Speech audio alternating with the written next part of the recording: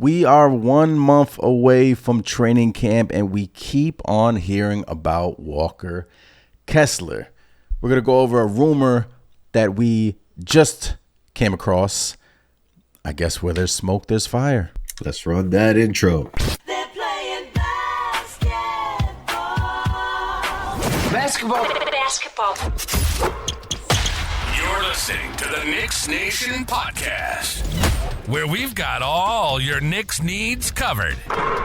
Puts up a three. Bang! Bang! He ties the game! Now, live from the city that never sleeps, here are your hosts, Anthony and Chris. What's going on, Knicks Nation? I'm your host, Anthony, joined by my podcast co-host, Chris. This is episode 63 of the Knicks Nation podcast. It is another recorded edition. We came across an article stating that the New York Knicks are still knocking on the door for Walker Kessler.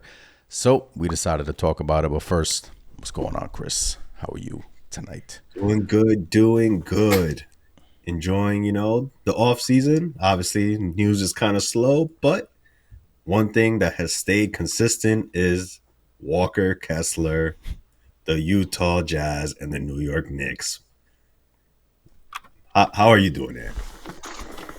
Look, we got 1 month from, I think media day is literally the last day of September. And then training camp is the next day. You can start your training camp after that. So, look, you got a month left for the summer, right? And the New York Knicks are pretty much set in stone with their team. But over this last week, we, heard a rumor regarding Walker Kessler. And look, Walker Kessler's name has been linked to the Knicks. It was linked to the Knicks last month. And I found it interesting that in this past week, we're a little late with it, but kind of wanted to, gather our thoughts on it and really go through it and talk about it in depth and why it makes sense for the New York Knicks to do this. But yeah, it's just interesting that his name just keeps on coming up, Chris. I mean, the saying where there's smoke, there's fire, but, it was kind of the same thing with OG Anunoby's name kept coming up. I'm not comparing it, but, it's especially now with the New York Knicks dealing with their backup center position. It's interesting. I have some thoughts on it, and I'll tell you that. I have some thoughts on it. Yeah, I mean, hey, you say, it's similar to the OG Anunoby, news back in obviously when we still had RJ Barrett and Emmanuel Quickley. I think that's true. I think that's absolutely true. I mean, obviously, two different types of situations. Obviously the Knicks were reeling at the time when a lot of the OG Anunoby news was coming out, of rumors, I should say. And now we're in the offseason, and the Knicks are looking, obviously the Knicks have a glaring hole at backup center position. And Walker Kessler's name keeps popping up.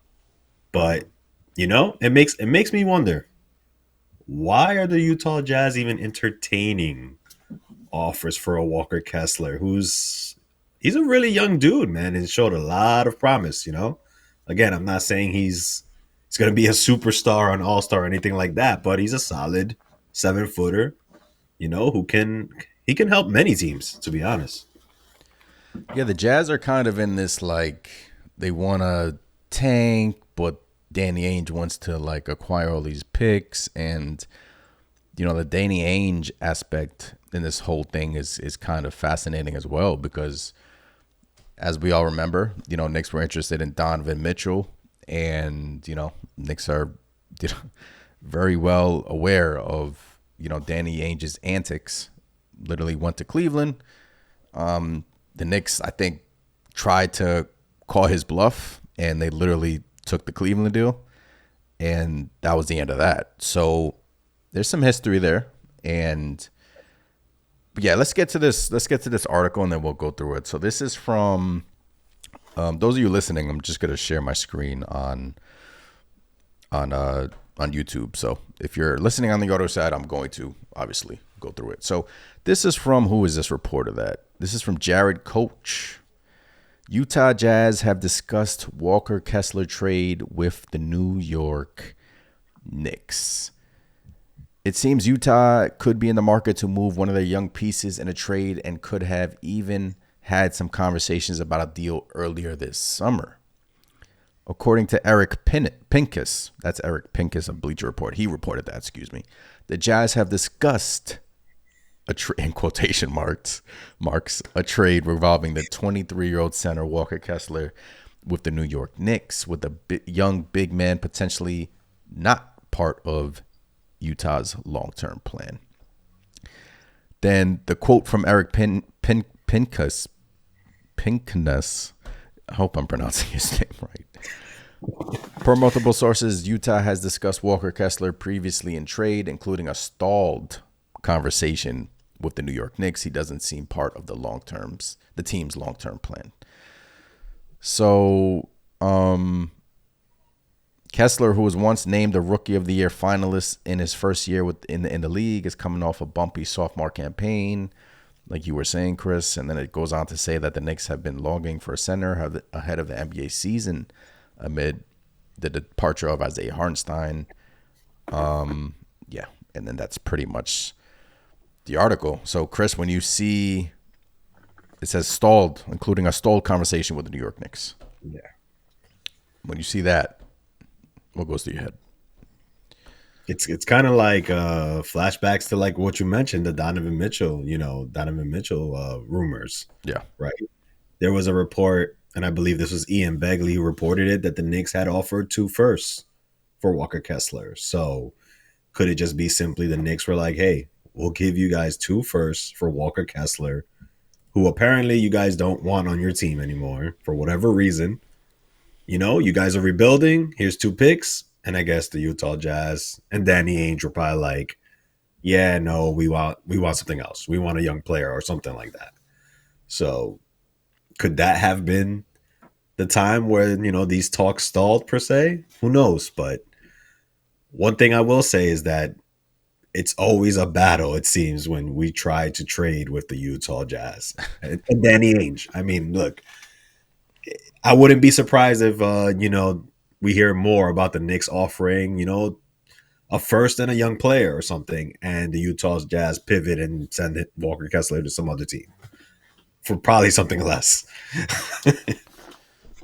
I do want to figure out why they're trying to trade him, but maybe they don't view him. I mean, this article clearly says they don't view him in the team's long-term plan. So, cool.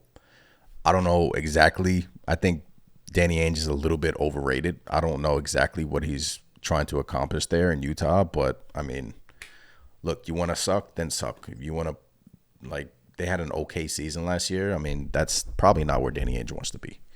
So right. I guess that's why he wants to trade Kessler. He had a good rookie year. Last year, I even thought he was okay in terms of, ranking him regarding the center position. But I've heard a lot of the Knicks can play small. And look, Thibs did that a little bit in the season, half of last season. But Tom Thibodeau traditionally likes to play a traditional big in the lineup. So this is why Mitchell Robinson is so important this season for the New York Knicks. And, we've been talking about it throughout our last episodes about how the Knicks can kind of manage Mitchell Robinson's workload and kind of, ease them in and kind of, maybe doesn't play back-to-backs and kind of, limit his minutes. We just need him healthy for the playoffs. But, Chris, I mean, if you look at the strengths and weaknesses of this roster, I personally think the center position is a glaring issue. Now, can Rando and Precious and OG and somewhat of Jericho Sims and maybe Huck Porty, in my opinion, you're still needing that big because you're banking on a healthy Mitchell Robinson, and that is not really a good thing to bank on, So yeah, I mean, look, it's something that I think you can get away with in the regular season, right? Obviously, the Knicks have plenty of firepower, plenty of defense, especially with who we got roaming on the wings now. But like you mentioned, you're banking on Mitchell Robinson being healthy. Look, he had a fairly healthy season, recently, outside of, obviously coming back and then getting re-injured by Joel Embiid in the playoffs. But, I just think that's a big if, banking on Mitchell Robinson staying healthy for the majority of the season. Yeah. And that backup center, like I said, we can get away with some small ball here and there with Julius Randle, maybe Sims, like you said, maybe even Porty, Precious. They could fill that role, but when it comes time to play playoff basketball, I think that will get exposed. We need somebody there that can kind of anchor that backup big spot. Because I think if we don't address it, which I know we will at some point, but if we don't address it, that could be the end of the season right there in itself, in my opinion. That's my opinion. Yeah, so the reason why we keep bringing up Kessler and the reason why his name keeps coming up, Chris, is the Knicks did kind of something interesting this summer. They kind of already strengthened a strength in terms of the guard position. They drafted Tyler Kolek. They signed Campaign. Deuce McBride is here for another year on a great contract. They re-signed Jalen Brunson. Dante now moves to the bench. You acquire Mikal Bridges. So your guard depth is pretty much set in stone. But the Knicks are in an interesting position because I think that Campaign signing was kind of them saying, if we were to trade a Tyler Kolek, if we were to trade a Deuce McBride, we need someone else to handle the rock and shoot the ball. So they kind of gave themselves a glut of guards just in case a trade was to come about. And if you're Utah, if you're Danny Ainge, who are you wanting on the New York Knicks? If you're Danny Ainge, who are you going to want? You're wanting a young player. You're wanting a nice young player on a good contract that's controllable. He's going to haggle over Deuce. I think if it's Deuce, I'm not giving him picks, right? I think Deuce right now is he's a better player than Kessler. But is Deuce... This is so tough, man. Like it's tough, but I could see like what's more. I guess I'm going to pose the question to you now. What's more valuable? A quality starting center, a healthy quality starting center to kind of give you that reinsurance from Mitchell Robinson, or 10 to 15 spot minutes of Deuce McBride off the bench when you already have Campaign. You like what you see in Tyler Kolek. I know he's a rookie. This is me having high expectations of Kolek. He could come in and, just hit a wall and not really play well. He's a rookie. It's if Tom Thibodeau wants to go through those pains. That's the risk you take when you're trading a Deuce McBride. But, what's more valuable? A quality starting center, healthy, or 10 to 15 spot minutes of Deuce McBride when you already have a Campaign, when you already have a minute situation with Dante and, Deuce and, you know what I'm saying? Yeah, and when you pose it like that, if I'm just strictly thinking team and not, with my, my Knicks pride, yeah, it's definitely that backup big spot. That's the more important, that's the more pressing issue. Or starting. Like you mentioned. Yeah, exactly. So as much as it would kill me to get rid of, excuse me, not get rid of, but let Deuce McBride go.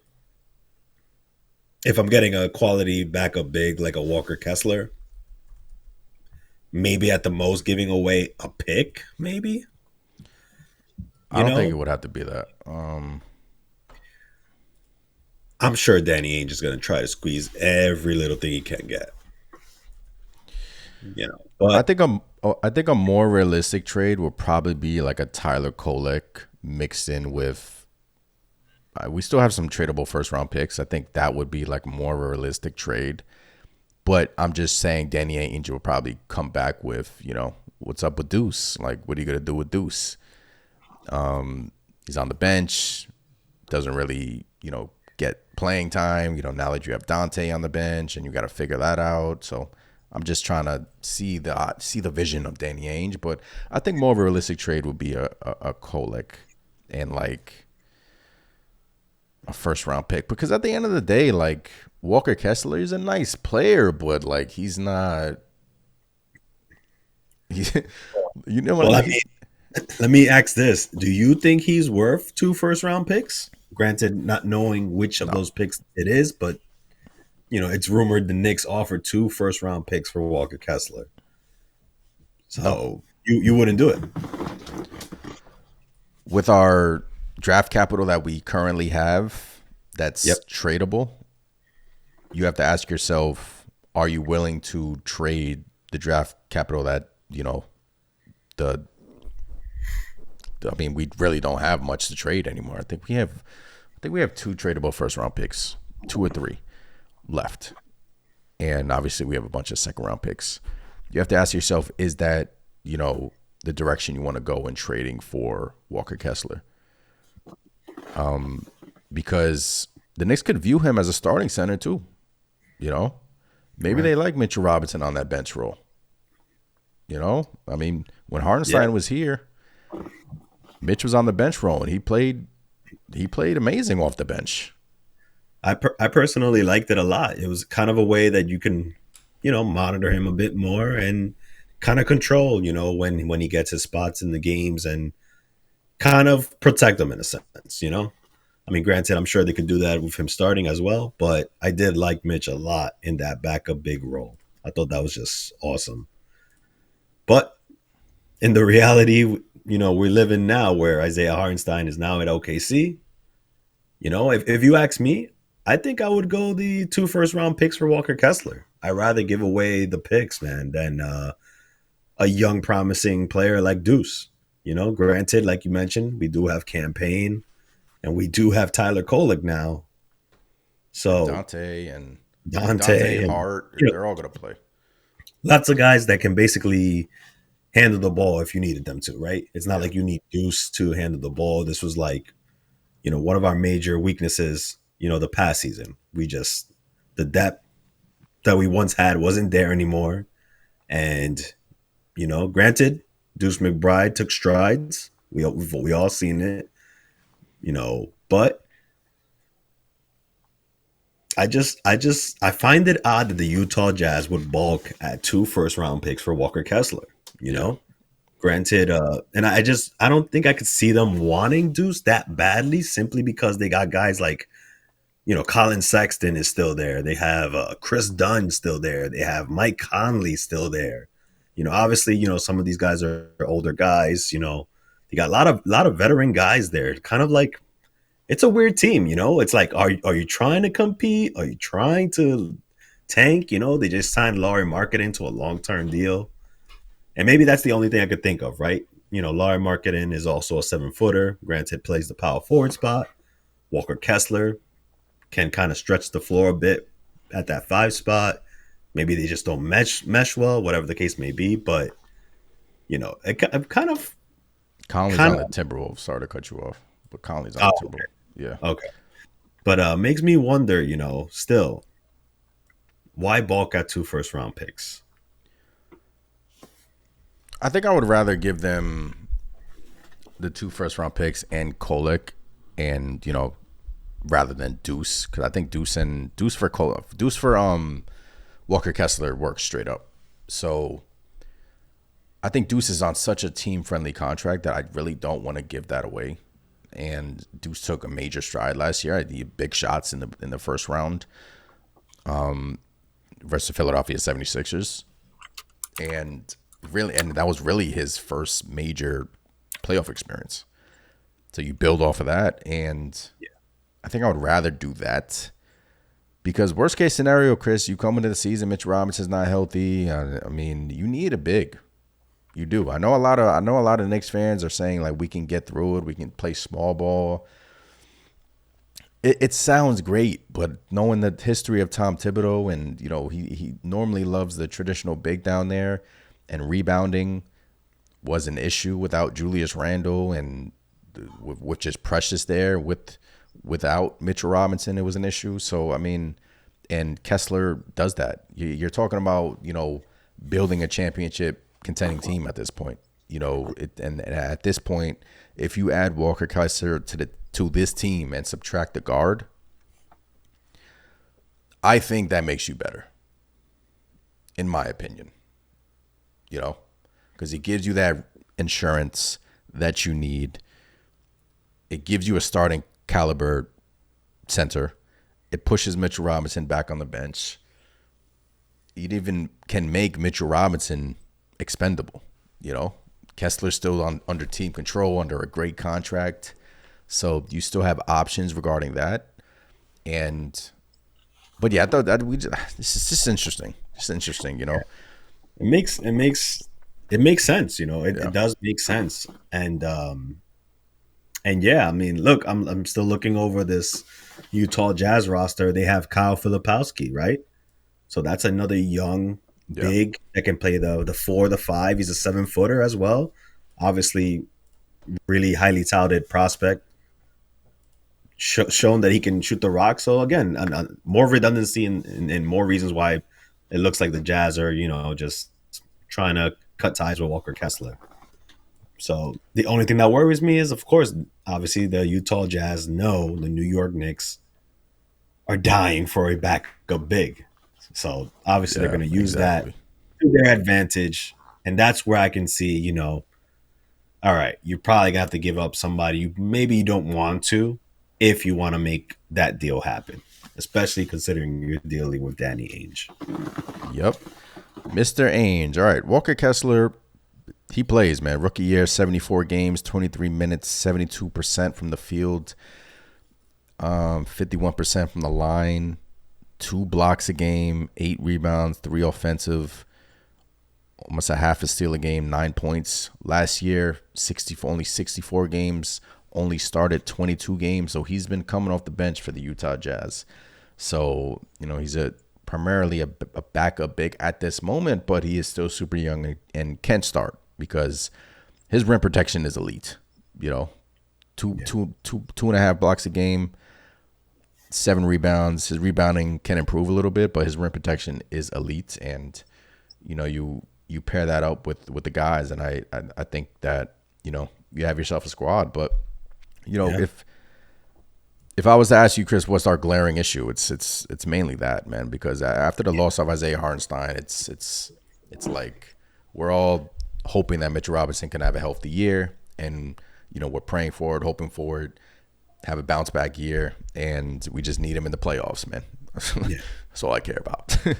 Look, I mean, it sucks. I wish Isaiah Hartenstein re-signed with the Knicks. Obviously, we wouldn't be I'd be ecstatic. Our roster would be extremely insane, in my opinion. But I am still surprised. The Knicks kind of, how do I say it? Did they drag their feet on this? Did they just think somebody else was going to be available? I know the iHeart thing. I mean, maybe you could say dragged on a little bit. I don't feel like it took too long. But look, that's why that campaign signing was so interesting. Yeah, and I agree because obviously the Knicks saw what campaign did, during the playoffs, when he was with Philly.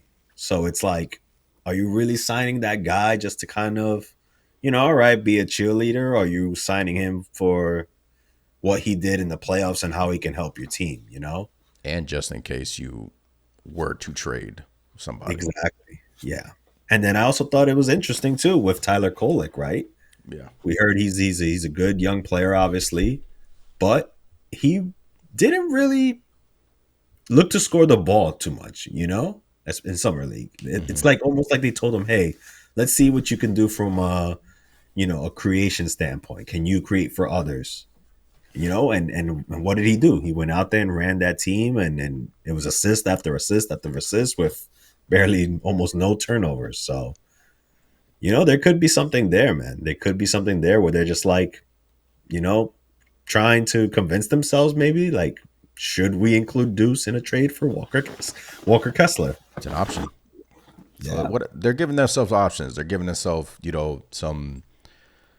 some different ways to acquire another backup big if, it was to come to that. And, where there's smoke, there's fire. And, even with, I always thought like it's like, what would you rather have, a backup point guard or like a starting quality center that can rim protect at a high level? We had this same situation with Emmanuel Quickly. Like, he was on our bench. He wanted a payday, different situation. Knicks didn't want to pay him that much. But, let's say you trade, God, I'm just throwing this out there. Let's say you trade Deuce McBride. You still have Campaign, Dante, Josh Hart, Tyler Kolek, and now you add Walker Kessler to that mix. It's interesting. You're asking a lot from Kolek, though, to handle the basketball. That's the thing. So yeah, you're already seeing the Tyler Kolek, off-season workout videos popping up. It's interesting, man. It's definitely an interesting situation. And look, it's not to say that something's gonna happen per se. It could also just be we end up, keeping our guys as is. Yeah. And down the road, maybe midway through the season, we add a piece. Maybe somebody shakes loose. It could just be simple as that as well. But I kind of feel like, as far as the Knicks and the Utah Jazz go, maybe the Utah Jazz have a certain price in mind for Kessler. The Knicks most likely know what that price is. And it could be similar to the Donovan Mitchell situation where the Knicks are just like, look, we're going to stand pat here. I'm sure nobody's knocking down your door for Walker Kessler. And hopefully it doesn't blow up in our face again, especially if it's a decent deal. Yeah. So, we'll see. It's an interesting conversation. I'm glad we're having it. So it's interesting. It's really interesting because, as we stated in our last podcast, Mitchell Robinson has not done any basketball activities, and we have 1 month to go for training camp. So as we all know, as it's currently stated, I don't think he's been in the gym. Like, he hasn't done any basketball activities, right? I'm sure he's been.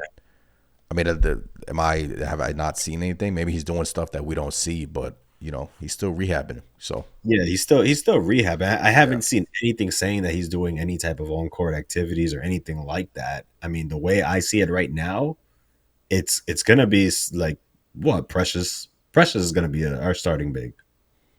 The way I'm seeing it. Yeah. It doesn't look like he, I'm sure he's trending in the right direction, and by he, I mean Mitchell Robinson. But it's looking like Precious Achua is going to be the one starting out there. And again, I think we can get away with that early on. Yeah. But when we face those elite bigs, those Embiids, those Jokic, that's gonna be problems. It's just gonna be problems. Boston Porzingis when he's healthy. Exactly. Yeah. Took it right out of my mouth. So that's gonna be the problem for us. Yeah, so it's interesting, but the New York Knicks, 1 month away until training camp. I'm still excited. This is obviously some rumor stuff that we wanted to get into, but we're still going to have an amazing season, and I can't wait. It's just going to be one of those incredible seasons, and I think this year is going to be special. It's just this Mitchell Robinson thing is obviously hovering, because it's our weakness. Every Knicks fan knows it. It's our weakness, and this is why Kessler's name has been in the trade rumors as well. It's just health. If this team, I asked it on Twitter at Knicks Nation, what are the expectations for Mitchell Robinson? What do the Knicks have to do to win an NBA championship? 90%, 95% of the answers were health. Julius Randle, OG Anunoby. We're talking about Mitchell Robinson, but OG Anunoby, Julius Randle have to stay healthy. Hey, even Jalen Brunson. Let's not forget. The past season he's had those nagging ankle injuries where he's taking a jump shot and guys are just overstepping. He's not getting those calls, you know. Yeah, I don't want any of that. I don't want any of that. But yeah, I agree. Health is definitely the number one factor. I think as long as our guys stay healthy or at least relatively healthy throughout the season, and especially come playoff time, we have bodies available. Yeah. I think we're in for an amazing season. Amazing season. And yeah, Can't man. wait. Who's to say, you know, maybe Mitchell Robinson misses a few weeks early on in the season and stays healthy for the rest, you know? Because usually it's the reverse. Sign me up for that, man. Yeah. Usually it's the reverse, you know? It's like he's good, he starts off well, and then boom, some freak accident or injury, and then he's out a couple months, and then he comes back late and gets re-injured or something like that, you know? So Look, we've been talking about it. The Knicks have to have some type of plan in place for Mitchell Robinson. They have to have some type of plan in place. But it also drives me a bit mad because, again, you know, I feel at least as soon as the Knicks find out that Isaiah Hartenstein was going to OKC, what was your plan? Because, and I hate to say that because the front office, Leon Rose, William Wesley, they have been amazing. Yeah. You know, they have barely missed on a lot of the stuff they've done. But as soon as the Knicks found out that iHeart was going to OKC, what was the plan? We just saw center after center after center after center just come off the board, you know, and then basically had to get the last man standing, which was Precious, which I felt like, again, was just like some sort of safety blanket. Yeah, and remember they waited a long time for that too. So yeah. I think the Knicks. I think some in the Knicks front, some people in the Knicks front office thought Hartenstein was coming back, and they made the Bridges trade. Remember, that trade wasn't official for a while because they were trying to figure some cap space stuff out. And I think some people thought Hartenstein was coming back, and then OKC gave him that $29 million offer, and obviously he went to OKC, and the Knicks. Yeah, they re-signed Precious.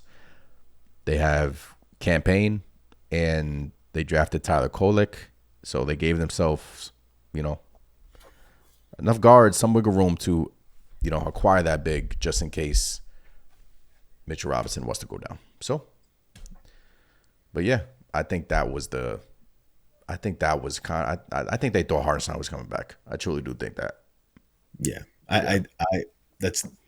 it has to be. Yeah. It has to be, and like I said, it's rare for this front office, I guess, to get caught in that type of a scenario because usually we've seen this front office have plan A, B, and C in a sense, right? And I think in this instance, man, they must have thought he was really coming back because they didn't go out and get a damn person until, you know, basically Precious signed for, you know, relatively cheap, you know. Relative, I think, what, 5-6 mil? Yeah. So kind of bailed us out there. But as far as having a traditional big, I feel like we kind of missed the mark there, you know, especially once iHeart left. They should have acted a little bit quicker to address that, in my opinion. Yeah, look, I think I saw something on ESPN Plus that, you know, some scouts were disappointed that the Knicks didn't address the Hartenstein situation. They say that we kind of overpaid for OG Anunoby, and you know there was a lot of picks for Mikal Bridges, but in essence, the New York Knicks are going to be a great team next season. It's just a matter of staying healthy. You know, it's the three big guns. It's Julius Randle, it's OG Anunoby, and you know I'll throw in Mitchell Robinson in there. Really, if one of those guys goes down, it's going to be tough. It's going to be tough to overcome that. And you know, we have Mikal now. We have, you know, Jalen and Josh and Dante. But all in all, we need the guys. We need Julius, OG, and especially Mitch, man. So we'll see, Chris. It's interesting. You know, we'll see. It is. I mean, Mitch instantly becomes like critical. You know, literally critical. Because outside of Mitch at 7 foot, the closest you have to that is Jericho Sims, 6'10". Huck Porty, 6'11". That's our guy right there, baby. Huck Porty. Let's go. I feel like Porty's gonna, Let's go. obviously not right away or anything like that. I'm not gonna say he's just gonna, but I feel he's gonna have he's gonna do what Jericho Sims did early on in his career. Kind of surprise some people. I He's really gonna be feel like he's that. gonna be nice. 22 years old. Hey, this site I'm looking at right now has him at 7 foot, Chris. You left an inch off of him. Okay. All But right. hey, I mean, Man. we'll see. Walker Kessler's rumors are still, alive and well. And, I thought this was a good conversation to get to you guys. Obviously, not much really going on. I think, what else is, I think Brunson's birthday is the 31st. Mikal birthday is the 30th. And, the Carmelo Anthony thing. Oh, yeah. Yeah. What did you think about that, man? Carmelo Anthony, I think it was the 2022 season. Carmelo was approached by the New York Knicks about a reunion, and both sides had mutual interests. But ultimately, Melo turned them down. What was your thoughts when you heard that, man? I didn't really feel anything towards that. I was just like, damn, it could have been nice to have Melo on the team. But I think his concerns were that if he was going to play or not. I really do think his concerns was Tom Thibodeau. I don't know if he really wanted to deal with the grind. I think he was already checked out, and he didn't really know the Knicks' plan about how to use him. I think Knicks players wanted him to be on the team and were courting him, but Melo decided to, not come. And I thought it would have been nice, we dealt with the Randall injury, and we couldn't literally score that year, so in the playoffs. So it would have been nice, but it is what it is. It would have. It all worked out. It would have been awesome. I would have loved to seen Melo play again in the Knicks uniform, but Brunson, that would have been nice. Yeah, exactly. With Brunson, with Randall, it would have been dope. It would have been dope to see, and I'm sure he would have helped the team. But like you said, I don't think maybe so much it was Tibbs per se, but I just think I don't like he said, he didn't want his his lasting image to be him sitting on the bench, for the New York Knicks. He wanted to be remembered as Carmelo Anthony, scoring 60 plus, just a flamethrower, just having a huge impact on the game. And he thought he was going to be a distraction, which honestly, I agree. You could clearly, you could clearly see Knicks fans probably going crazy in the Garden chanting for Melo, Yeah.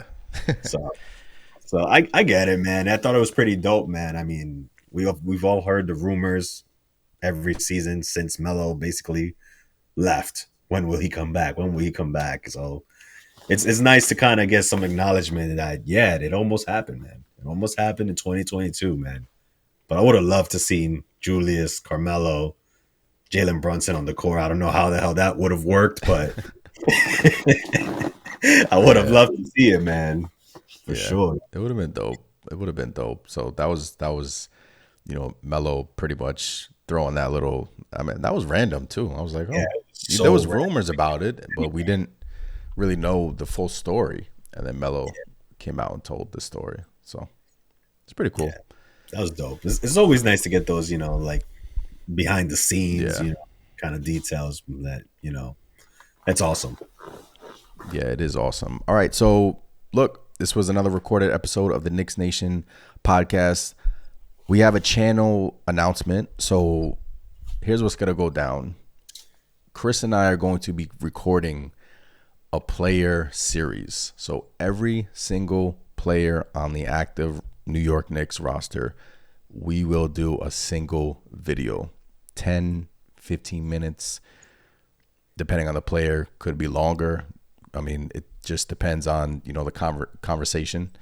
So every single Knicks player, we're going to do one YouTube video. So one player equals one YouTube video before the season starts. So you guys can kind of get a preview for the 2024-25 season. That should be fun. It's our first year doing that. I'm excited to do that, Chris.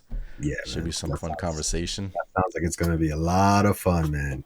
Yeah, a lot of videos, a lot of work. So, we're going to post it on the audio side and on YouTube. So would appreciate if you guys, tuned in. And then after that, you pretty much have media day a little after that finishes. And, that's when, little bits of rumors and tinkers and news and things are, going to come out. So it's fun. It's exciting. I'm excited for that series, though. Oh, yeah. That's going to be fun, man. Something new we're going to be doing. So, like you said, lot of work, but we love to do it, man. We love to do it. Yeah, so lock into the Knicks Nation YouTube channel. Subscribe to the channel if you haven't done so already. Smash the like button. Tons of videos coming your way. I think we're going to start with. Do you want to tell them who we're going to start with, or do you want to? Yeah, why not? We could get some questions on these guys. I'm thinking we're starting with Dante DiVincenzo and Mitchell Robinson. Yeah, first two. We're going to start with Dante and Mitch. So yeah, I mean after that we're going to go through the roster and whatnot. But yeah, Chris, this was fun. Anything we missed out there in Knicks land? Not much going on. I mean, 1 month. That's it. Yeah, man. Look, Walker Kessler is just the hot rumor out there right now, and reminiscing about Melo's days as a Knick, right? That's it. That's all we got right now. Yes, sir. So yeah, we got 1 month until media day, and look out for the content on the Knicks Nation YouTube channel. And yeah, if anything obviously was to transpire, we will be on here. We normally live stream these episodes every Sunday, but like we said last episode, because it's kind of on the slower side, we're kind of reacting to content and recording it for you guys, and I think it makes for a better conversation as well. So episode 63 in the books. That's it. I'm Anthony from Knicks Nation. I'm Chris. We'll catch you guys next time. Peace.